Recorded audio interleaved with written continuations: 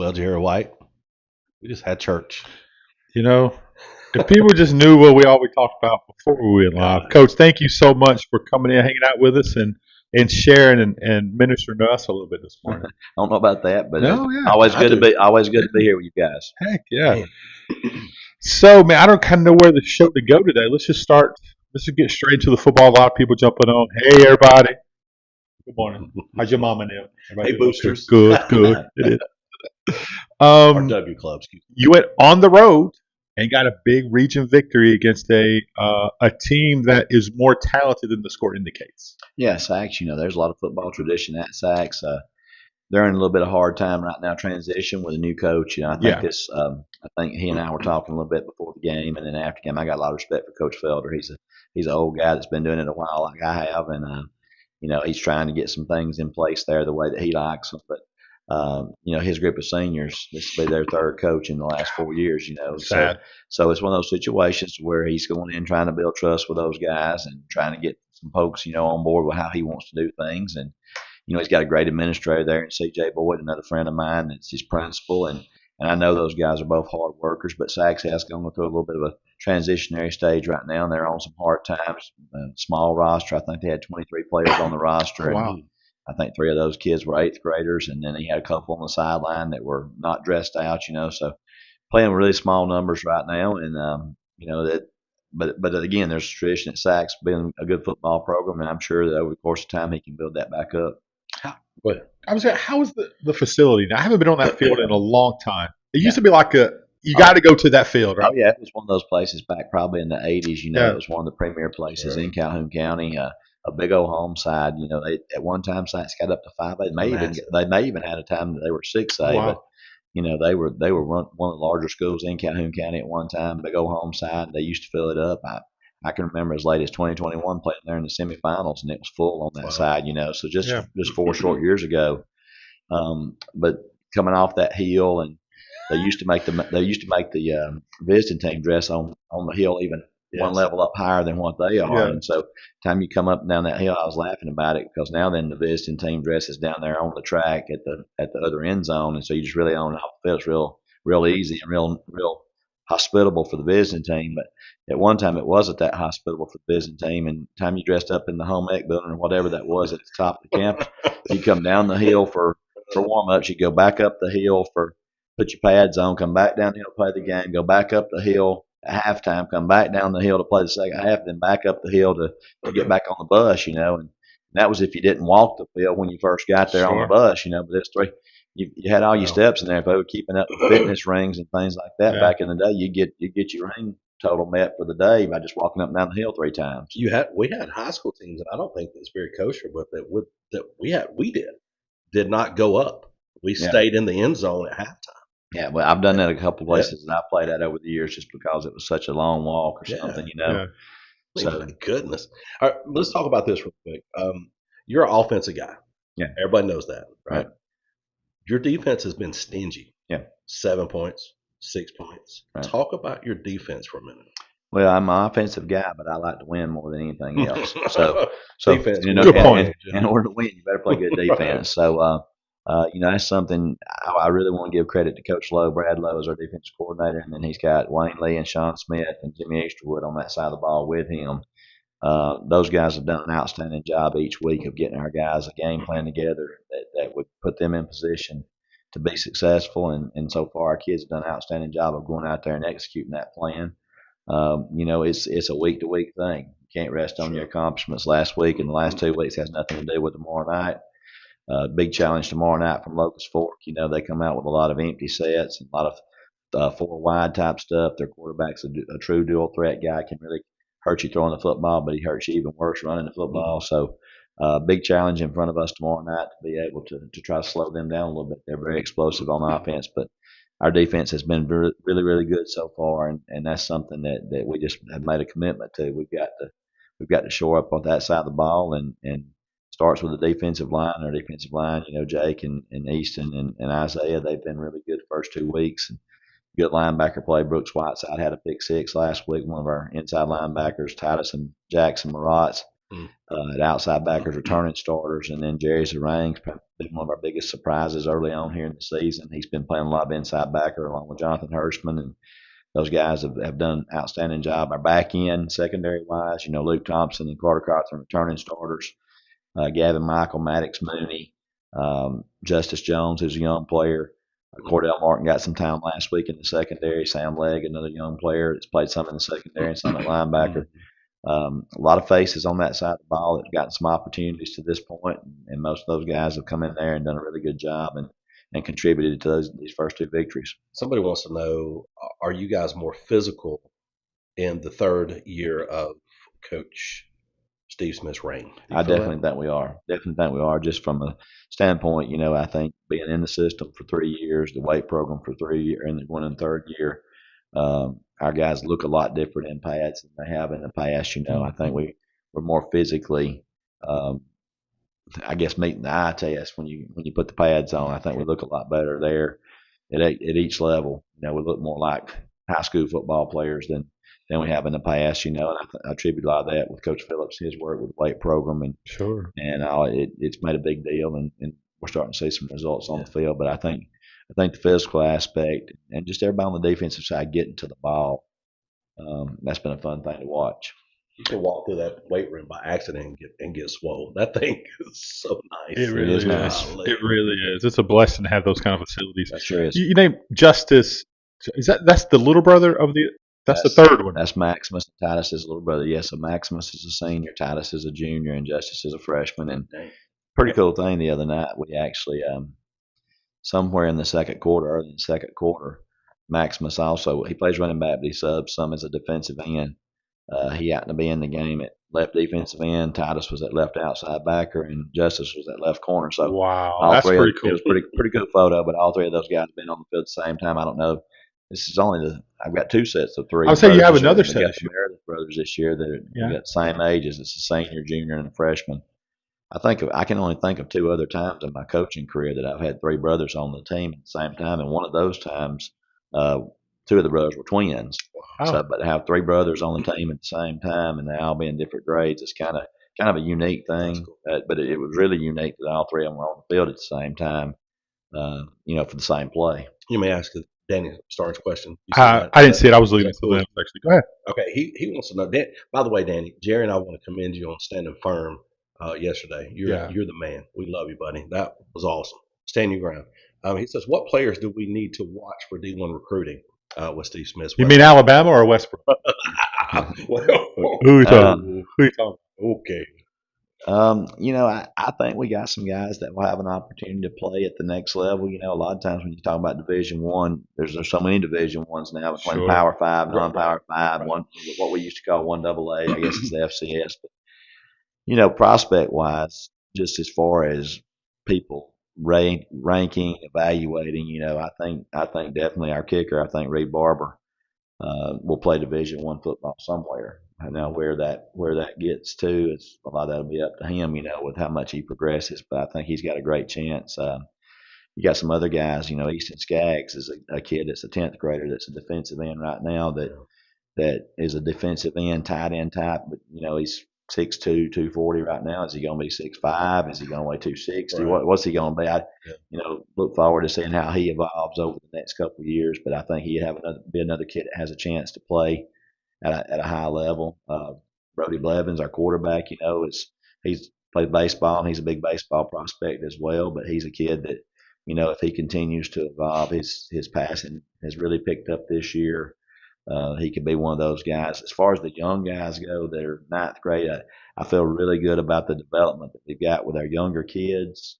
But as far as projecting where any of them might be one day or whatever, it's kind of hard to do. But sure. But those three guys that I mentioned, when college coaches come through and they talk to me, they're already on those people's radars. Oh, sure. Those three guys that I mentioned are people that are on folks' radars. Now, we got a lot of guys that can play football somewhere beyond high school, but, you don't find, I'll use Jake Haney. Jake Haney is an outstanding nose man in a 3-4 defense. He's one of the strongest kids on our team. He runs really well.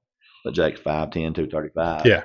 And, 5'10", 235, no Division I colleges are looking at people like that. But Jake Haney could play somewhere if he wants to play beyond high school. Yeah. Brody Wood, a running back, he's a 5'11", 6 foot, 185-pound guy, one of the strongest guys on the team. He's a 4.5 40 guy. He's a really, really good player. He could play somewhere if that's what he wanted to do beyond high school. What level, what division? I don't really know. Titus Jones has received some recruiting attention. He's been on a couple of trips, went to a couple of camps, and he measured 6'2", 214, I think it was, at a college camp that he went to this past summer. He as a linebacker, if he continues to put on weight and can get his speed a little bit better, he might have a chance to play beyond high school. So a lot of guys, probably some for sure that I hadn't mentioned right there that I think could play at some level. The thing we have to understand about college, and this is what I tell people all the time, it's much different than it was even in the late '80s when I was in school. All of these places now, Division I, Division II, they expect the kids to be there year round. They expect them to be there all through the summer, and even a lot of them try to encourage kids to graduate early so they can come in and get that spring before their freshman year. Right. And I'll playing college football, playing college sports at any level is a job. Sure. And I don't think that the average person in the public realizes that. I think that with their own scholarship, they will not be griping about anything. A typical day for a college football player right now is usually going to be, if they're depending on whether the team practices in the morning or practices in the evening, their day probably starts around 6 o'clock with treatment, mandatory treatment if you're injured, class, position meetings, practice, another position meeting after dinner, study hall, and then you find time somewhere in there to do your classwork. And it's again the next day. We're looking at guys that are putting in 14, 16-hour a day jobs to be college football players. And like I said, I've watched it trickle over into other sports, female sports, to where it is a full-time job. And so I don't think the average person realizes that. So a lot of times when it gets time for kids to go to college and they realize this is not just going to practice. It's not going to practice for 2 hours a day and maybe lifting weights 3 mornings a week. This is every day. Then a lot of people find out pretty quickly that's not necessarily where they want to go with it. And so it's much different than what we can remember back from when we were in college. And you got to keep your grades way up. That's a fact. I don't think your quarterback gets the credit he deserves just for being a ball player. Yeah, he's a good leader. He is. He's a great leader, and that's his best characteristic. He's still working to improve in his fundamentals and his passing, and he's always been a hard-nosed kid, hard-nosed runner. I last year self-admittedly ran him way too much. He had games where he ran the ball 25 to 30 times, and he would come in on Saturday morning and he'd just be a human bruise, and then put the pieces back together and be ready to go again on Monday. Yeah. But Brody Blevins is a throwback kid. He could have played with anybody at any point in time in any era. Tough kid, hard-nosed, like I said, great leader, but inspires those people around him to be better. He's an excellent baseball player as well. Mm-hmm. I've watched him shoot basketball in the gym just on the side. He'd be a great basketball player if he played, but just he's a competitor and those types of things that he brings to the table to try to elevate everybody else around him is his best characteristic. But again, a kid that if his desire was to be a college quarterback, I definitely think he would have the opportunity to do so at some level. I would never doubt the kid for sure. Hey, so again, region play. Let's talk about that. It's a big matchup. Locust Fork comes to town, and bad taste in the mouth from last year's game. There's no question. No doubt. No doubt. I mean, that's somebody that beat us last year, and Locust Fork has a fine team. Coach Adams done a great job there. What I've been warning our kids all week about as far as this particular opponent, because we look at who we're playing this Friday night, and everything that we do is focused on that opponent. They had several seniors last year. The Embry kid Dino, he got tons of publicity. He's playing running back. Deservedly so. Murray State right now. He's a really, really fine player. We played him early in the year. He was healthy at that time. He had a big receiver last year that graduated. It was a basketball guy they got out that wound up having some football recruiting attention because he was a 6'5" guy that ran really well. Had some other guys with graduation. Had 2 returning players. When I was talking to Coach Adams the other night, I asked him about where that guy was. And one of them moved to Coleman, and one moved to Mortimer Jordan that they lost. But then he still got 15 seniors on this year's team. And what I tell everybody is, yes, those guys that were there last year, that really a lot of those guys are gone. But you got 15 seniors on this team that have been a part of the last 2 years' teams at Locust Fork. When you go back and look, it's been the last 2 years have been two of the most successful seasons in football in Locust Fork School's history. And so those guys that are seniors, their 10th grade year and 11th grade year, they played a lot of ball and they played a lot of games and they expect to win. And so, they're 1-0 in the region. They beat Ohatchee 28-21, I think it was, in week 1. And then last week they stepped out of region and played a rivalry game, with Appalachian, another school there in Luck County. So it's one of those things that they will definitely be coming to Rainbow City tomorrow night ready to play. They'll be very prepared, and they've got an explosive team. Quarterback they got this year is a kid that played receiver, but he's been starting for them since 8th grade at some position. And he's a great athlete. He's very hard to contain. He's got great speed. He throws the ball well. So it's going to be a huge challenge for our defense to be able to try to slow them down a little bit. They put the points on the board, that's for sure. Well, I checked the weather, Coach. No rain, no lightning. You should be fine. That was a weird night, but it's like I tell everybody. I said, man, it's almost like they thought we were cursed because that night at Locust Fork. It was the same for everybody. It was the same for Locust Fork. I think the officials come got us, and we dressed in the gym, and I think they come got us 3 different times and told us, "Hey, Coach, we're gonna come out and warm up in 5 minutes." And every time they had to come out and say, "Coach, another 30 minutes, right?" Just saw lightning. Yeah. I think we started that game somewhere after 9. We got in there, and somewhere in the late first, early second quarter, the lights went out, and they didn't. They were kind of like the lights that we have, and so several places have. They wasn't the kind of just somebody go flip the breaker and they come right back on. That's the old 20-minute warm up lights, and then we got going, and I just know it was late when we got back. It was Saturday morning in the wee hours when we got back to the field house at Westbrook Christian. So it was an odd night. Like I said, a heck of a ball game for people to watch. We came up on the short end of the stick. Just one of those things that they made one more play than we did, and they beat us. There's nobody that if there's anybody that prepares you to play on the road, it's Aniana, and they had that. Locust Fork had that the first week.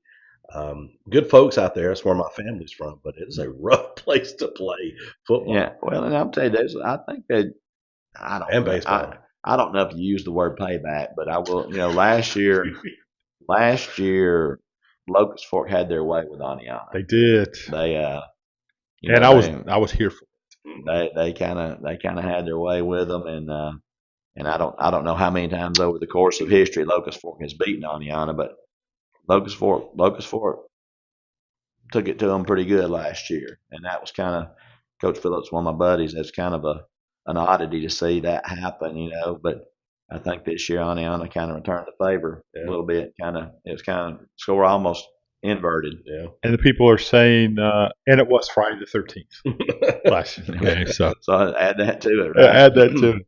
You got me curious. I'm just curious what the all-time Aniana. Oh Lord,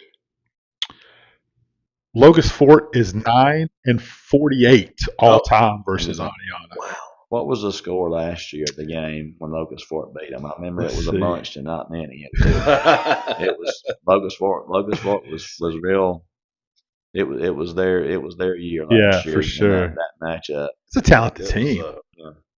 Get it over. Yeah, I got it. I just remember when I heard the score this year, it sounded 45, like 14, 44. I can't remember. 45-14. 45-14. Locust Fork last year, and then Aniana. What was it this year when Aniana turned the table on this year?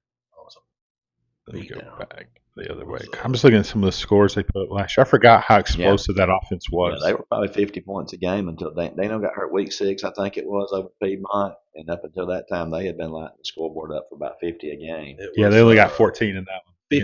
58-13 this year. Yeah. I remember when I heard that score, I think I heard it on the scoreboard. I thought, Aniana got even with them this year. Brody Badgett says playing Locust Fork QB back in 2023 was horrible.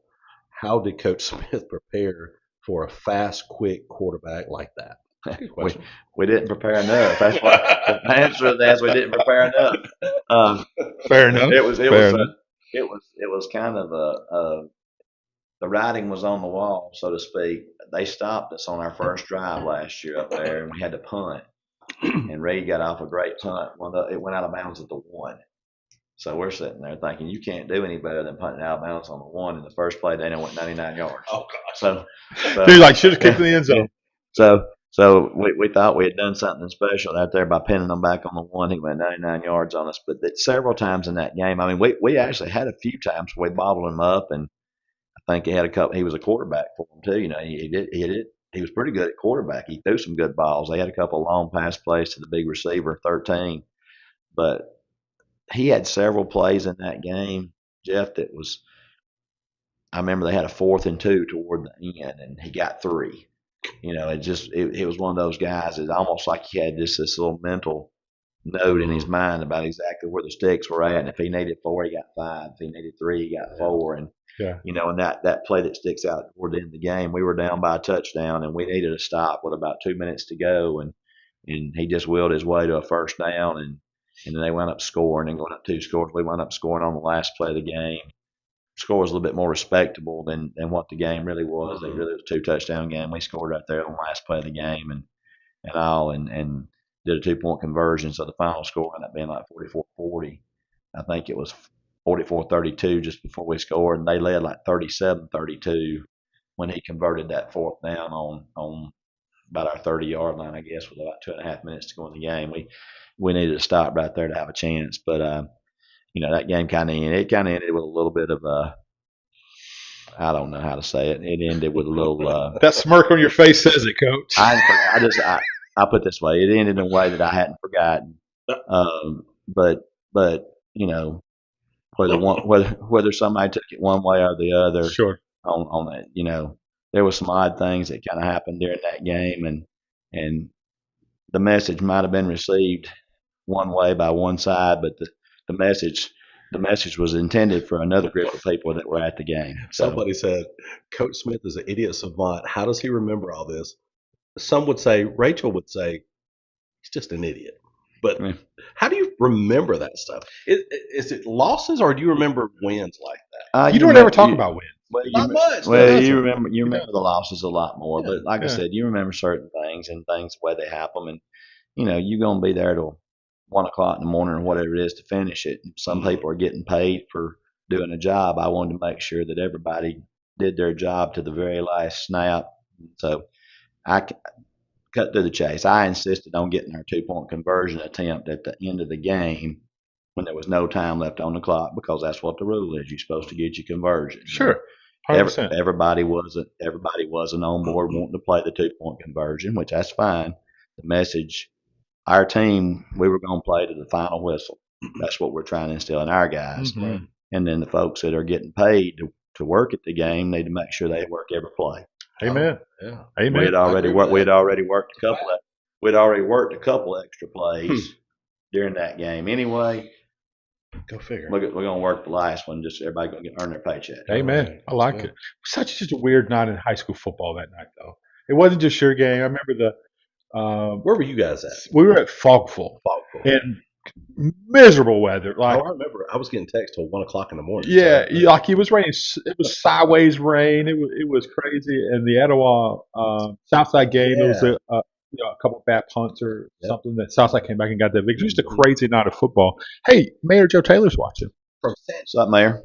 Excuse me, California. No. Mayor. Hello, Mayor. I can see him right now with a sombrero on riding a donkey in Tijuana. That's what Mayor Joe Taylor's doing right now. He's not in San Diego. His phone's in San Diego. Yeah, he's in Tijuana. He stopped at the taco truck. That's right. on a donkey. That's what he's doing. Thanks for watching, Mr. Mayor.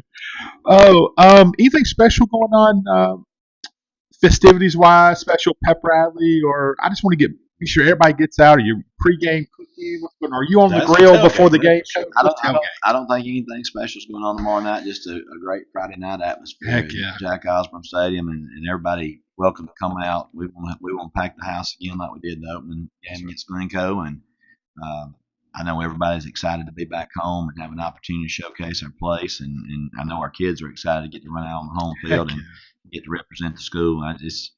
there's nothing like football Friday nights in the state of Alabama. I mean, it's just a lot of fun. Great comment. So when smaller college coaches come by to visit to see your players, are they jealous of your facilities? That has definitely been That's point so of conversation. That's great. And of course, it is a blessing that we have, a luxury that we have there to have such nice facilities. Very thankful for that. Never take it for granted. Sure. Try to tell our kids never take it for granted. When I've had other players, coaches, former players, whatever, that come through and see it that might have played small college ball, talking about this is better than 90% of the places we played in, played at, dressed in, whatever. We're very, very fortunate to have what we have, and I know that's been a combined effort of a lot of people. And I just want all those folks to know how appreciative we are of having what we have. We know it's something that everybody doesn't have. And think back where you started, like when you played, and then you were at JSU, then you're coaching in Coosa and Cedar Bluff, and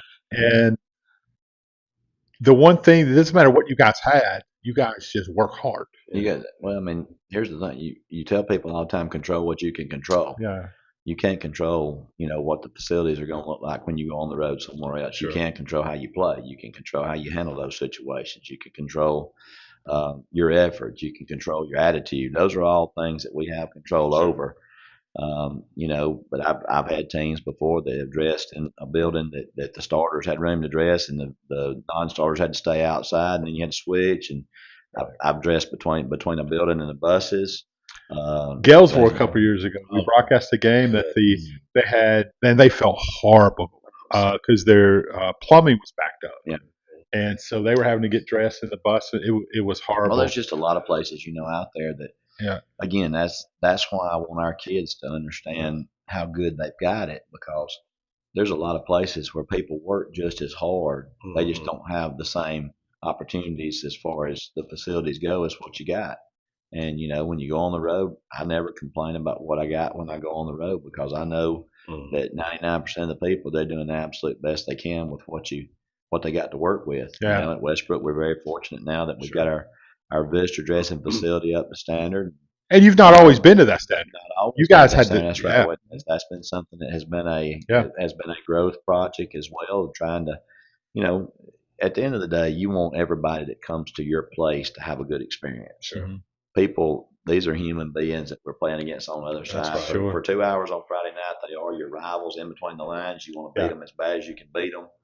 All those things, they want to beat you. That's the way it's supposed to be. Mm-hmm. But you want people, when they leave your facility, when they leave Westbrook Christian, we want people to say, hey, that was a good experience. That's right. I mean, that's what it's about. At the end of the day, we're enemies for a couple hours on Friday nights once a year. Other than that, they're people just like we are. And I want to treat people the way you want to be treated. That's and I want to live by. And I want to say this to be sure people understand what I'm saying. When we're talking about Galesville, we got treated unbelievably well. They were great people too. That's I love that coach, and his family is amazing. I didn't want to come off like I was dogging them. No. They had a plumbing issue. Who ain't had a plumbing issue at their house before, right? They had a plumbing issue. It was sad, but they treated us so well. Set us up under the shade tree. Actually, it was so good. A couple people want to know, Coach, what is your prediction on the Georgia-Tennessee game? Yeah. Just a. Can you predict both of them to lose? You can hope, but you can't predict that. Predict both of them to lose. Well, I'll be honest. The game's at Tennessee, right? Yeah, it is. Yeah. So that gives them a little bit right there. But Tennessee quarterback play, not very impressed with quarterback right now. Don't have a lot of experience under their belt. Kirby Smart, Georgia defense. I'll take the Georgia defense over Tennessee. I wasn't rooting Georgia. I was rooting for a comment here by Justin. That's your kind of comment. He says two favorite teams represented here: Westbrook and. One of my favorites is here. Westbrook is here. Catholics. All right, so my favorite segment. My favorite segment, as I move on from that, is I like to talk to you about, before we get out of here, I like to talk to you about top 10 matchups in the state of Alabama high school football. Love talking about this, and you don't really get a lot of them this deep into the season. But let's talk a little 2A football if we can, and that's Pleasant Valley goes to Pisgah. That's a battle of number 5 against number 3. And Coach Nix has got that program rolling. Dudes. I've said this before. Jonathan Nix, I consider him a friend of mine. He's a great guy. I've watched him persevere at Pleasant Valley. I've watched him persevere for several years. And here's a guy, he never really complains about what he don't have. He just takes what he has, makes the best out of what he has. Done a tremendous job there. They hosted a playoff game, I believe, last year. Did.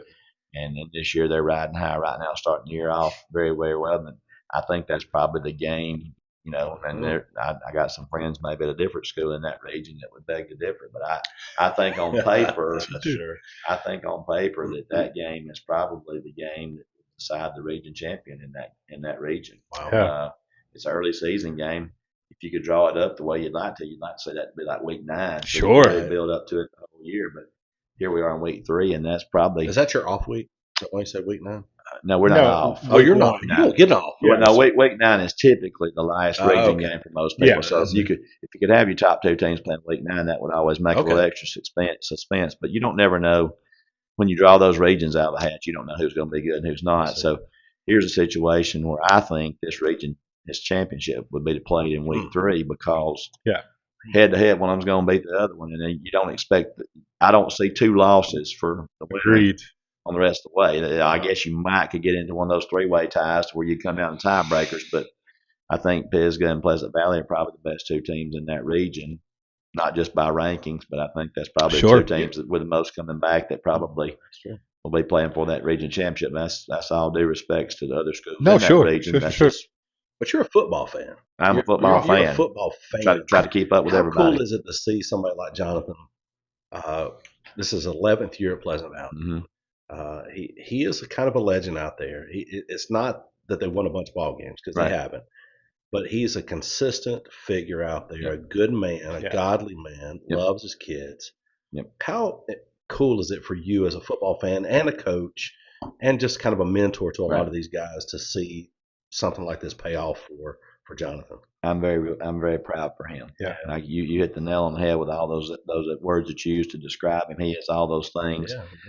Just the difference in the weight room and all the things that they do there now versus where it was at, and a lot of that has to do with having a board of education that made some modifications that come in and invested some money there in the county schools in Calhoun County. But, just his work ethic and his consistency is a word you mentioned right there of doing things the right way and not fussing about who you don't have, but always working the ones that you do is paying off. And I think that is a great example because that's not a place that has a ton of football tradition, right? That's right. I mean, they've had some years. I can remember my first year at Cedar Bluff. I think Coach Cook was the coach there in '95, and they were like 7-3. Right. And it was a really good year. They beat us my first year at Cedar Bluff. They beat us over there, and they had a couple of guys I think that went on and played some college ball off that team, but just not a whole lot of football success at Pleasant Valley over the years. But I think by virtue of the administration there giving Jonathan Nix the time to try to build something,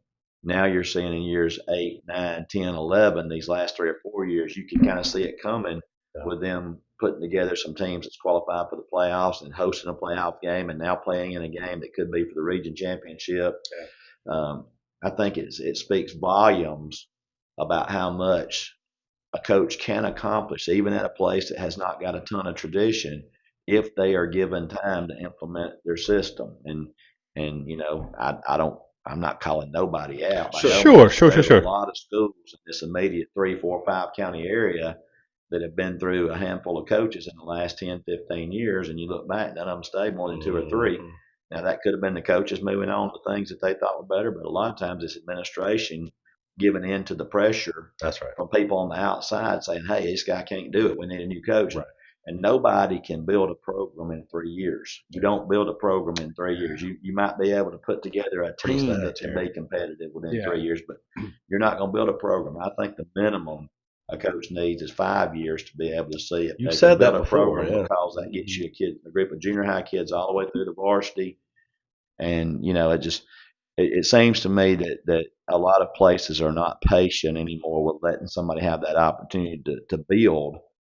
Hats off to Pleasant Valley and Calhoun County for giving Jonathan Nix an opportunity to stay as long as he has. And listen, I'll tell you, I know for a fact Jonathan Nix could have left Pleasant Valley after a 5-5 season. This says more about this man. I'm telling this right here on air. He had a 5-5 season at Pleasant Valley that came up just a little short. They fell just a little short and there was a job opening that came open that their administration contacted me and said, "Hey, do you know somebody?" And they would have hired Jonathan Nix, and it was a prominent football hungry place that he could have succeeded at. And Jonathan Nix told me that he was going to stay at Pleasant Valley because those kids that come up just a little short the year before were going to be seniors, and that was a group that he just really felt like he couldn't leave them. And he sacrificed the opportunity to step up into a job that would have been a tradition-rich football place to stay loyal to those kids at Pleasant Valley. And in return, the loyalty that's been reciprocated, they're paying the dividends are paying off right now with them playing some of the most successful times in Pleasant Valley football history. That's pretty cool. So it's a Waste. he wasn't chasing a dollar, and he wasn't chasing the bigger job. He was committed to the people that were committed to him, and now you're starting to see that pay off. Let me ask you, how cool is it to see a football coach? We've interviewed a lot. You've Mhm. interviewed a ton over the last 25 years. Mhm. And I've been fortunate to be able to be in a lot of those for the last 7 years or whatever. To hear a coach talk about another coach. That's like that, refreshing. it's pretty cool. It's refreshing, yeah. Yeah. We don't have that a whole lot, to be honest with you. People seem to want to tear other people down and keep a spotlight on them. So I applaud. Now, I take full credit for Pleasant Valley. I coach these guys that are playing right now. And that's why they're all playing football. From the time they were T-ball players. Oh, shut up, man. Baseball is pretty good, too. From the time until they became seventh graders, because Pleasant Valley don't have a whole lot. So if you're good, you're a seventh grader, you're playing varsity baseball. So that's true. I lost all of them. So what I like about Coach Man, he's just a kind, humble man, right? He's just a good dude. Yep. Somebody said you guys go to the same barber. Hey man, Coach Nick. I need a haircut right now. Somebody at my house. Daddy Starn, stop. Somebody tell me that my hair was getting too long. I need to go get a haircut. Look, he lives in my neighborhood, so he could literally go anywhere he wanted. He could go over here in Gadsden, Etowah County, or he sticks with a community that's just a bunch of good people, just like the Westbrook Rainbow City community where you're at. And talk about that real quick, and we're going to be done quick. Jerry's got a couple more things for you. But talk about Rainbow City and the community, and how cool is it to be a part. You've been fortunate. You've been in some good communities. Right. Yeah, everywhere I've been has been a football crazy town, so that's been really cool. I grew up in a football crazy town. I've coached at two places prior to here that were football crazy towns. The perception that's out there a lot of times at private schools is it's hard to have a community because people are transient a lot of times in and out. What I've realized about Rainbow City, different than any place I've ever played against that was a private school, is there's a lot of folks in Rainbow City that embrace Westbrook Christian School. We mentioned Mayor Joe. Mayor Joe Taylor is a big time advocate for Westbrook Christian School. He does so much to help our school, the city council, the Parks and Recs department, the people that we work with, being able to have some facilities to play softball, practice soccer. I'm blown away, to be honest with you, by all the support that we have from Rainbow City, because a lot of times there's an inner strife there between the public and private sectors. I've never seen one bit of that. I know that the Rainbow City, a lot of those people go to Southside and stuff, and they get support. Now, Rainbow City, the way they support us at the school, the way they support our team, you go to our game you go to the game Friday night, and you take a picture across the field, and you're going to see a packed house, and that's something that's not real prevalent at a lot of private schools. Now, the ones that are playing for championships, and everybody usually wears the banner for that school, But the community support from Rainbow City has been tremendous ever since I've been there, and I think it was probably that way long before I was there. They embrace that school as part of that community, and they support us to no end. That's right. Sorry, your boy Bobby Sims, man. Bobby Sims said Thursday afternoons are meant for haircuts and grass cutting, Coach. That's it. That's about what Thursdays are. It's so good. One of my favorite towns you've coached in, man. I love Rainbow City. It's my favorite, but something about Cedar Bluff is just beautiful. Oh yeah, it's different, man. Cedar Bluff is a gold mine. I'm just telling you, it's a gold mine. We had a lot of good teams there for 11 years. At the time, we were hitting some buzzsaws that were known as Cortland in the playoffs in the third round. People forget what Cortland was. Tornadoes, babe. So a lot of those schools, that were kind of dominant back in the 80s and 90s, early 2000s have closed down. Yeah. And so what it's done, it's made 1A North football more wide open. There's a lot more contenders in 1A North now than there used to be, just because for a long time there, if it wasn't Addison or Cortland or Parrish, it was a surprise. You wasn't playing football. It was a surprise, but there's Addison's now a 2A school, I think, and then Cortland and Parrish have shut the doors in recent years. But 1A North is wide open, and I just tell people all the time, it's still there in Cedar Bluff, Alabama. Just getting everything back on track. Their principal there, Tori McDaniel, was one of my former players on my first 3 teams at Cedar Bluff. Garrett Crane, the guy's the coach there now. He was a middle school guy when I left to go to Piedmont. Barry Rice, several guys that played for me, coached there and worked there at the school now. There's a lot of potential at Cedar Bluff. It's just getting everybody on the same page and getting everything back the way Cedar Bluff operates. But that's a school that could be a 1A power for a long time. I think they're 2A right now. Enrollment, they're kind of that bubble, flip-flopping 1A, 2A. But there's a lot of potential in Cedar Bluff, and it's definitely a football crazy town. Beautiful up there on the lake. Yeah, you're looking for places just to go live. It's tough to argue against Cedar Bluff. To play golf in the morning. Go to football game on Friday night. That's beautiful. We'll get out of here, Coach. I know we're running late on time. I just want to throw a couple games at you. 4A football, Alexandria, number 9, at number 5, Anniston. Yeah, that's a big. Anniston. And you talk about facilities again. Chink Lot, they turfed that field a couple of years ago. And I found out now from Sachs the other night when I was talking to Principal C.J. Boyd, Calhoun County's turfing all of their fields. I didn't realize that. Football, baseball, and softball. How about that? I think it's 18 or 21. I think there's 7 county schools in Calhoun County. They're all getting turf, football, baseball, softball. And interesting, he told me the baseball and softball are supposed to be infield only, and then you're going to have grass in the outfield. But that'll be unique, But the fact that they're making that commitment, the game, Anniston, Alexandria, I mean, that's 2 tradition-rich places. Anniston, last week, I think, who was it Anniston played last week? They played Asheville. Was it Asheville last week that Anniston played? I think so, yeah. It was. Alexandria has come out of the gate playing big rivalry game against Jacksonville, and then who did Alexandria play last week? Both 2-0. I don't have that in front of me. That one right there would be tough to call. If anything, I guess just in a coin flip, I give Anniston the nod being the home team. Sure. But I know Coach Ginn is kind of low-key excited about how close Alexandria is to being back to being the old Alexandria. I kind of listened to a little bit of his media day stuff. Yeah. I'm a football junkie, so I watch the media days from a lot of different places, and he seemed to be really excited about what's going on at Alexandria. I know Coach Rico over at Anniston has got some talented players, and so if you maybe make a pick on that one, I would pick the home team just because Anniston's at home. Because if it was at Alexandria, you're picking Alexandria. Alexandria in the Valley. 5A and the Valley. Good call, Coach. How about number 9, St. Clair County, at number 2, Moody?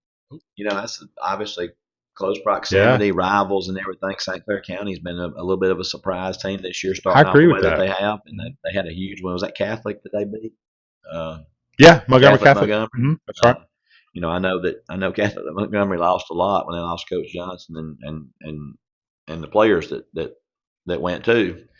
But that was a huge win for St. Clair County. But Moody is Moody. They're the defending state runner-ups, and they played a very, very tough opening game against Gainesville, Georgia, and then come back with a thorough beating of Oxford. Gainesville, Georgia, though, is different. Yeah, they're different animals. I probably would take Moody in that game just based off recent success, but hats off to everybody at St. Clair County for what they've done to turn that program around. Hey, Swain Morris just texted. Coach Morris said Cedar Bluff teams were awesome, big linemen and great skill position. Yeah, we had some battles when Swain was at Gaston and I was at Cedar Bluff. He said pair that with a great coach is the reason he had them rolling. How about that, man? I appreciate that. Last thing here, 7A football, a couple big ones. And that's starting with Dothan at Central Phoenix City. How about Dothan hanging 59 or 60 or whatever it was last week on Enterprise? Yep. Dothan sent a statement last week that there's somebody. You think of South 7A, you always think of Auburn, you think of Central Phoenix City. Yeah. Enterprise is traditionally strong, Prattville, that region. And there's kind of a team right there in that region that don't get a lot of publicity, and that's Dothan. Dothan, Jeff's got family down there. They stood tall last week and made it a point. I think it was like 69-28. They beat Enterprise. They did, or something. Yep. It was just Coach Blackman, one of my buddies, he's coached down at Enterprise. I don't think they saw that coming. So based off of that, where's this game at Dothan? At It's at Phoenix City? Central. I'm still going to go with Phoenix City based on the home team, but I think that game's going to be a lot closer than people think. I want to see what Dothan's got to be able to hit 69 points on Enterprise. There's 3 different top 10 matchups in 7A. You have number 3 Trussville at number 8. I know. Teams in 7A. I'm with you, but Coach, you're killing my ratings here. Just stay with me. Stay with me, Coach. You got number 3 Hewitt Trussville at number 8 Hoover. Right. Hoover 1 and 2. They play a tough schedule. One of those losses, IMG. And Hillcrest beat Hoover last week. They did pretty thoroughly. It sounded like they did. Like Hillcrest was in control most of that game. I like Coach Floyd a lot at Hewitt Trussville. I've got to know him a little bit through some football stuff with the Football Coach Association, and I think he's an outstanding from Arkansas, coach. Right? That was he won the state championships out there. Arkansas. Yeah. Been at Trussville now for 10 plus years, I guess. But been a minute. I really like him a lot. I think he's a great coach. Trussville, very impressive last week. Vestavia, after they knocked off Auburn week 1 handily, and then Trussville handled Vestavia pretty good last week. I think that's right. Mm-hmm. A lot of momentum at Trussville, a lot of great players. It's one of those things. If you lead course on, here's the but. Right. But they are going to Hoover. They are right. Hoover has got a great coaching staff themselves. Hoover has tons of tradition. I know it's always a big thing when you play the Bucks. It's hard for me to see Hoover losing 2 region games in a row, especially this one at home, bouncing back. Coach English is a friend of mine as well over at Hoover. I think he does an outstanding job. I know he did last year in that interim basis. Yeah. It's hard to go against Hoover at home. I think that'll be a great ball game. I'm a big fan of the principal at Hoover. Jason's a good dude, Superintendent there's an old college friend of mine, and then the athletic director at Hoover, Coach Lamy, was my wrestling coach for first 10, 12 years I was at Piedmont. So got a lot of connections over at Hoover. I just think it's going to be mighty difficult to knock off Hoover at home coming off of a loss. Last game and I'm done. Number 9, Hillcrest Tuscaloosa 3-0 at Vestavia Hills 2-1. Number 5. Well, I mean, so just mentioned last week, what an impressive win for Hillcrest Tuscaloosa. A lot of people thought when they got from 6A to 7A that they would struggle in the biggest classification, and so far, they haven't. They had a good season last year, and then they come out this year and knocking off Hoover last week, kind of got everybody's attention. I still am a little bit puzzled with Vestavia Hills. I can't figure out 2 weeks ago handling Auburn, and then last week basically being handled by Trussville. So the jury is out a little bit on Vestavia Hills on which team you're going to get from 1 week to the next. So Hillcrest coming off that impressive win, but they've got to go to Vestavia. I know it's getting old hat right here. Keep going with the home. I'm going with the home team again, though. I think in these toss-up type games, playing at home does matter. And we're going with the home team of Westbrook tomorrow. You guys get out there, be a part of that victory. That's right. Thank you to our sponsors. Dude, I'm going to tell you something. It's so cool to sit back. Most coaches that we interview, when we ask them about another game, they're not going to pick it. Yeah. You pick it. Yeah. You break it down and you pick the game. I put it out there. Like I love that. He's a football, but I'm a fan. If I this is my thing. If I wasn't coaching, tomorrow night I'd be trying to find the best game to go to. Sure. I mean, or you would be whatever Rachel told you to do. We're going to Home Depot.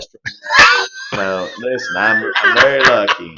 I'm very lucky that I've got a great wife that really supportive and understands. She's a coach. I probably now if we were going to go watch, let's just say, if we were going to watch Hoover and Trussville, then I probably would be on the hook for a meal somewhere down in the Birmingham area. I mean, we'd have to probably go eat somewhere really good. We'd probably have to leave about 3 o'clock.